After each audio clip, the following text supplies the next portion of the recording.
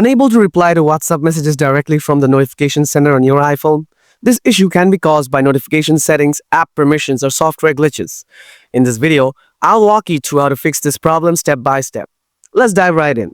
Before doing anything, make sure you have a stable internet connection. Try airplane mode turned on and off for 10 seconds. Now try these advanced solutions. Solution 1. Enable reply with message. First of all, open up the settings app. Now scroll down a little bit. After that, tap on Face ID and passcode. Enter your passcode. Scroll down again.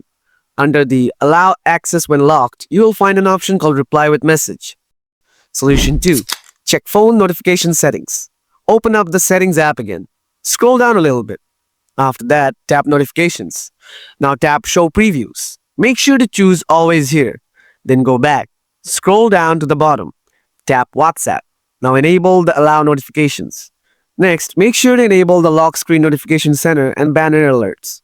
Now you can easily reply to your WhatsApp messages directly from the Notification Center on your iPhone. I hope you found this video helpful. If you have any questions, feel free to leave them in the comments. Thanks for watching, and I'll see you in the next one.